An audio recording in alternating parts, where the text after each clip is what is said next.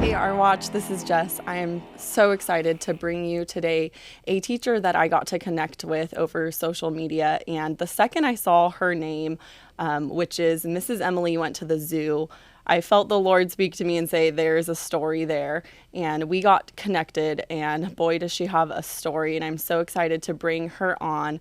Her name is Emily. She was a teacher at the Catholic Church in Miami. So we're going to talk to her today and find out what happened. So, Emily, thank you so much for coming on, and go ahead and just unfold your story for us. Jessica, how are you? Thank you for having me on. Thank you for this opportunity, and most importantly, for giving me the courage to take this opportunity.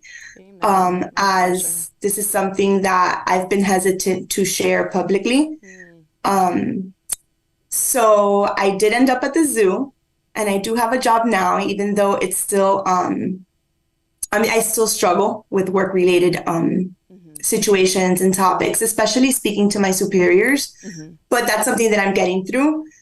Um, so about 2 years ago, I reported a harassment incident with the priest that was the main priest at the school where I taught at. And after that harassment incident took place, many other things started to develop, such as him coming forward during different religious practices that we would do at our church. Um, we do pray a rosary, a holy rosary, and he would call upon the students to read, certain students that would, different students to read. mm-hmm, I did teach within I did have an inclusive class. Therefore, everyone had was within a different learning style, level, all of the above. And he would mock my students that had difficulty reading because of exceptionalities. He would mock them in front of the whole class. I reported this incident or these incidences because it was more than one. And that is just amongst many things that he did. He would make racially inappropriate comments in regards to other religious leaders within our parish, um, sizes and weight comments on different teachers. I do have an illness. I do struggle with lupus. And sometimes my face would be like really swollen, and he would mock my face publicly in front of everyone. So again, I went reporting all of these subsequent things that went happening to our mm-hmm, superiors, including the principal at the time. mm-hmm, Um, in front of the principal, he admitted to me publicly that he cannot control himself, that he knows he needs help because he cannot control his impulsivity, which wow. became a huge concern to me because obviously we are in a setting with children. Yes. And these things that are taking place are happening in front of the children. We do also have religious practices where our students confess with these priests. Mm, And I would have the kids begging me, please, Miss Emily, don't send me to such and such priest. I would prefer to go to another one. And it just became, please, I'm scared to go to that priest. I wouldn't want to confess with him. And how do I choose amongst the kids who I send where? right. So I was even put like in a very bad religious predicament because Yeah. this is now the faith of these kids that we're talking about. Mm-hmm, It's not just like an assignment. This is like how they're going to view our religious leaders within our church.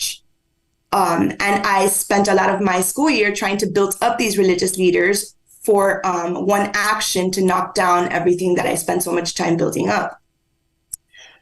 So I reported these things to the superiors. mm-hmm, The first time around, he was asked to apologize to me, and I did forgive him. mm-hmm, The first time that all of this took place, mm-hmm, I did forgive him. I asked him upon returning the following school year for an interview, to which he told our new principal he had no need to talk to me after having apologized to me. So I started the following school year like that. And then I was put, so the first time that the incident happens, mm-hmm, we had a different principal, and she offered me protection in the sense of he was not allowed to come into the school building until things were investigated and he apologized and so on and so forth. The second time around, they refused to remove him. I was the one that was sent home and removed, mm-hmm, asked for discretion, asked for prudence, asked for many different ways of silencing me, even within the parents. So it's the second year. I go back. I ask for this interview with him again in front of the class that he humiliated me so badly in front of, like with his terrible harassment. I would do projects with those kids to try to rebuild his image in front of the kids. And shortly toward the end of that school year, within the same month again, he does exactly the same harassment in front of my students, again, with a different group of students. This time we have a different principal, which is when I was sent home. That was the end. When that incident took place, my blood pressure, I fainted. And my blood pressure, the reason why I ended up in the hospital, my blood pressure was through the roof for the second time. That had already happened to me once before. And my husband was like, this can't continue. Right. We need to find a solution because this cannot continue. Your health is the family's priority. I mean, I know you're defending your students and you don't want to leave them there, but you have to think of your health. So I, in turn, reporting this again. And imagine, you have to report these things and then you have to go back and work with them again. So it's very difficult to maintain that relationship after you expose someone to their superiors. Yes. When I spoke to the superior that time, my former principal did accompany me, which I was very grateful for, because it does offer me validity as far as the things that I've reported to my superiors. Right. I was met with what I thought was a lot of understanding in that meeting. And I was sent back home. All the time that I'm home waiting, the school is spreading rumors about my health, about different reasons why I'm not there. I'm creating YouTube videos. Teachers are thinking that they have to cover for me because I'm doing videos or because I don't want to cooperate with the Archdiocese in any way. When in turn, I was doing the complete opposite. I was trying to save my job and I was trying to get back in. And all the while, my superiors knew what was happening. So if any information, there was a lot of misinformation given and defamation of my character at the end of the day, because I've worked really hard for my name of Mrs. Emely. And everyone was so confused. My students, to this day, I have not been able to explain this story to them because it's very difficult for me. And the reason why is because we spend so much time telling our students to do the right thing, right? To say something if it's wrong. Right. And this is the consequence. So here we have someone saying something that was wrong. And where is she? She's the one that's eliminated. So that's when I had to make a decision as to what was going to happen. They told me that harassment is not grave enough of a crime or an action to have him removed. So I said, okay, so can we create a safety schedule so that I don't have to run into him anymore based on this extensive history? There's 28 pages of history. Wow. I can't go into every detail and every little thing that he's done. I'm mentioning the more serious of things. There's 28 pages that I thought were being investigated because although I forgive him, there's still many things in those documents that have not been investigated. Children moving on from grade levels and lengthening the time of being able to investigate these things. So at that moment, when they tell me no, that they cannot create a safety schedule for me, that's when I decide that if I'm not going to be protected, I need to leave the environment that I'm in. The reasons for my resignation were not shared, the complete reasons. I'm very clear in my resignation letter that I'm being forced to resign due to the decisions being made on my health within my superiors. I asked for a meeting with our head leader, the Archbishop, to which I was denied the meeting because transparency, at the end of the day, parents deserve to know the truth. This is something that's happening within my parish. This has been my parish since I was 17 years old. Therefore, for almost 30 years, this has been my parish. My brother and I started going there because a neighbor took pity upon my mom, who was a single mom. And, my brother and I are getting into all kinds of trouble as teenagers. And these neighbors offered to take us to church. And that's how we get incorporated into this church. And little by little, we start, advancing. I start taking over. I do the middle school youth group, different things in the church setting, the parish setting. belong to a bunch of different ministries, Mm-hmm. and then slowly incorporate myself into the school as the teacher. And then all of this happens. Mm-hmm. So it's not that I'm a teacher just solely to be a teacher. I was doing what I was doing because of who I was doing it for, which is my community. That was my community, everything I knew, everyone I knew. The disillusionment is also like the discouragement with people that you expect to have a stronger stance in their career or in their profession.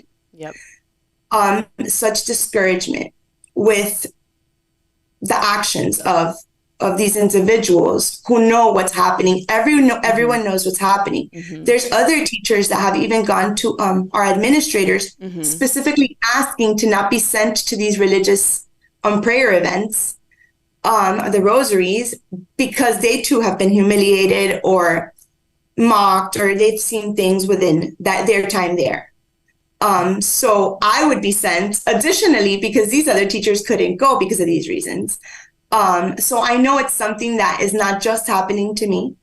I know that this is something that even my peers have seen. I've had peers throughout our religious service, our mass, look at me across the room and tell me, I suffer looking at you because you suffer so much during these religious services, our mass, because he would get extremely upset at the students. The last incident, which is what threw me over, was because a student needed to go to the restroom. A 4-year-old had to stand up and go to the restroom. It caused a little bit of disruption within the class. And they were noisy. It was our first service, our first mass back since the summer. So the kids are still a little rusty.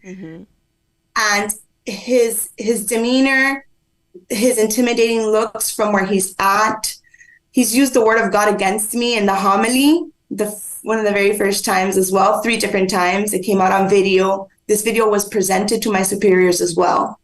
So they've seen things even through videos. It's not like it's hidden. And most importantly, all my students have seen this. This is not anything I'm hiding from anyone. This has been done publicly. My students see this. Therefore, all this time, they're waiting for my reaction. So I constantly not only have the pressure of what he's doing to me, but how do I react in front of these students as to what's happening correctly? Wow. So my heart breaks for everything you have just told me. The priest, I don't know a lot about Catholicism. I've shared that with you. I'm trying to learn more, but I believe the priest is supposed to be the one, that helps bring that relationship about and bring one closer to God. And everything you're telling me sounds like the very opposite was happening for yourself, for your children.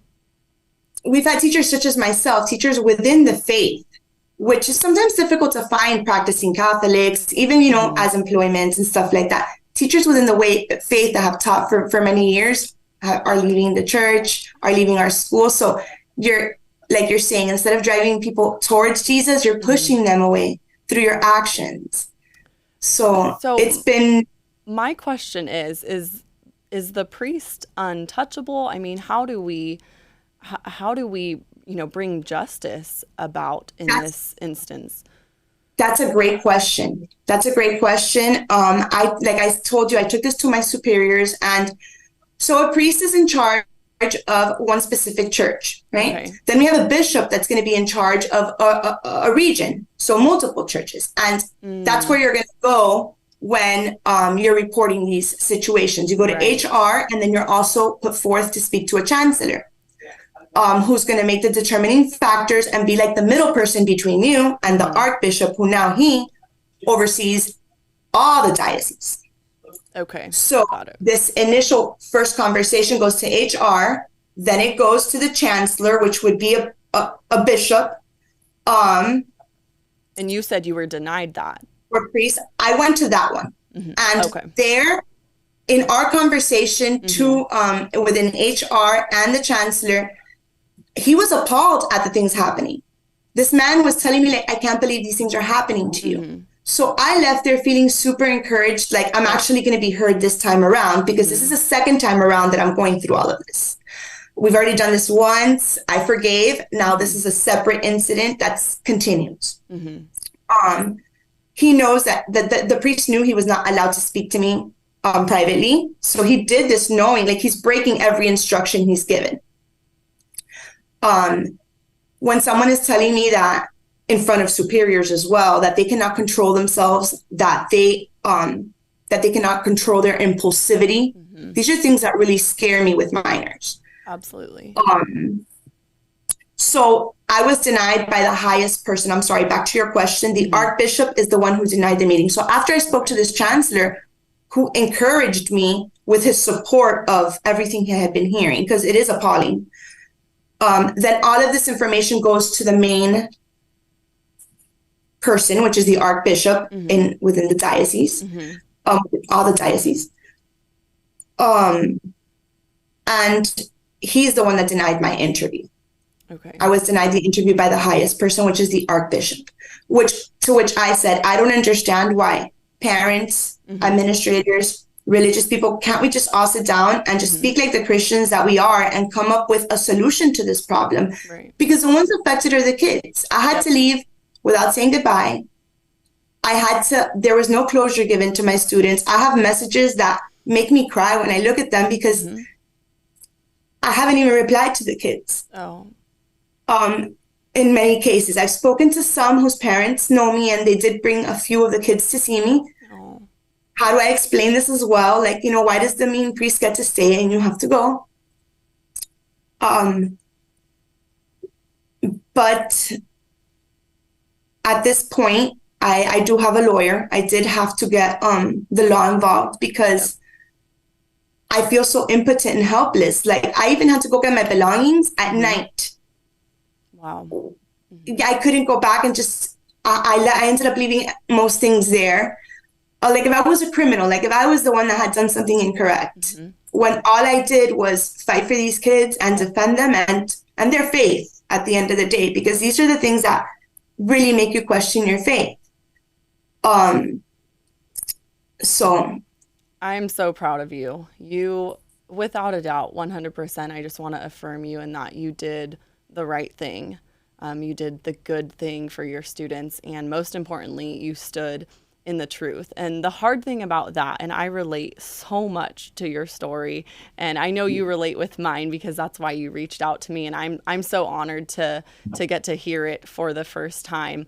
But what's hard about doing what's good, right, and true sometimes is it requires oftentimes us leaving, those children, those students of ours that we are wanting wholeheartedly to protect. But we have to remind ourselves, first and foremost, we are called by the Lord to obey him and to, follow how he has called us to live. And sometimes that means we're having to, walk away from the very thing we're wanting to protect. But it's just another way we're being called to surrender, right? Surrender, those children to him, pray for the best, and do all that we can to take our story and, make waves and bring about change that after hearing your story, I'm going to be in prayer over your students and over this church and over this priest. Thank you. Thank you. Exactly. At the end of the day, we're all accountable for our actions. Yep. And I pray for him as well. It's taken me a lot to get there, but I do pray for him as well. I also pray for my parish that I miss very much. Yeah.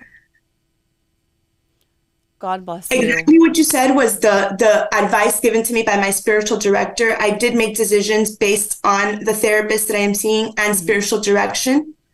And that was the words of advice that my spiritual director gave me as well. He's like, sometimes you have to give it all up and let Jesus take control. Right. But for reasons that we can't comprehend, Jesus too chose Judas, right? Yep. So there's reasons behind this that we may not understand yet as well.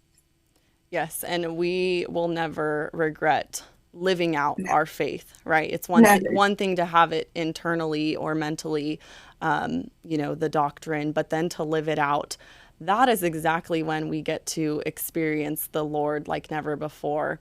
Miracles and blessings and just and provision, right? The provision he promises to provide. Wow, we could chat forever. I'm again so grateful to have you on. Is there any just final words, feelings about what you've gone through, or maybe scripture you've leaned on as you've walked through this dark time that you would like to share with us? Obviously, matters of faith have been difficult for me. During this time, it's been very testing because that is my areas of study. Mm-hmm. So it makes you question so many different things. Mm-hmm. I did lean into the St. Francis prayer, Lord, make me an instrument of your peace.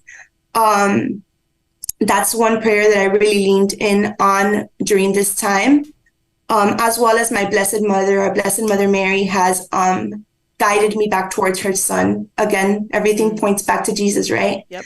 So she's pointed me back to her son. And one of the most beautiful things about coming to the zoo is that I've really been able to heal amongst the animals here. I actually started in December. December 1st is my first day here. So I kind of feel like during Advent and during that time of Jesus's birth, my faith was allowed to be born again, within the animals, just that. like our Jesus is born, right? Our sweet Lord born amongst the animals. So I've been very blessed that my faith has been able to be restored in such a beautiful environment, and there's definitely nature symbolism there. That's amazing. And looking for God in the smallest places, because that's when you question those things. I really was looking for God even in the beauty of a flower within the botanical garden, or a great sharing the space with beautiful animals, this great creation.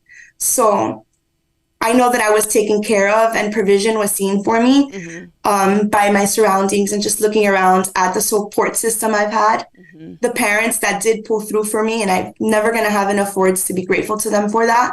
Parents did meet, and they were lied to as well, unfortunately, with the same superiors, by the same superiors they were lied to. They even made a meeting with the priest, and he said that he knew nothing about what I was talking about. He knew nothing. Luckily, I had documentation and things in writing where I can show them what had happened. But like I'm saying, God led me to great provision to a wonderful support system and a wonderful place. Well, so I want to leave you with two pieces of encouragement. One, I just shared with someone the other day who was struggling in their faith because of how people have treated her. And I just encouraged her that Christians are not Jesus. Christians are not Jesus. We have to focus on him and who he is and who the word of God says he is, and let no one else repaint that picture of him. And it can be easy to, be mistreated by a priest or a pastor or a fellow Christian. And then now your view and your relationship with the Lord is changing, and we can't let that happen. And I see that your faith is strong, and I know the Lord is just growing it through this. And this is just the beginning. Now that you are telling your story, which is what God tells us to do, expose the evil and share the truth, this is really going to be just the beginning for you. You are going to change lives with your story and encourage so many others to rise up. And I can't wait to see that. And Emely, I just thank you again for coming on and sharing your story with us today. And I'd love to have you back as well to update us. One thing I want to add, because there is many priests that have been very good and have encouraged my faith throughout my time within my faith, within being Catholic. Right. So I don't want this to be like a priest shaming or anything like that. I've worked with many, many priests, and they've all built me up and encouraged my faith in beautiful ways.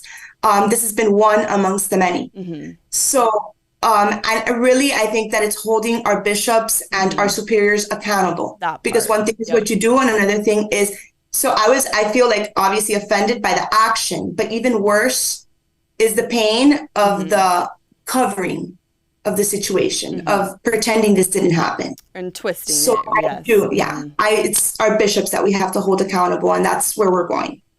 Well, we will be praying for you, Emely. Thank you so much. Keep me updated, and we'll have you back on soon. Thank you. Thank you for this opportunity, Jessica. God bless you. I pray for you as well and on your journey, and as well as all the teachers you're featuring. And I do thank you for this. You're so welcome. All right, our watch. That was Emely. Mrs. Emely Went to the Zoo is her Instagram handle if you want to follow along with her story and journey there. That was her very first time sharing it, and it took a lot of courage for her to do so, and I'm so grateful she decided to do it here with us today. So if you enjoyed that, please remember to like, share, and subscribe, and we will be back next time highlighting another courageous teacher.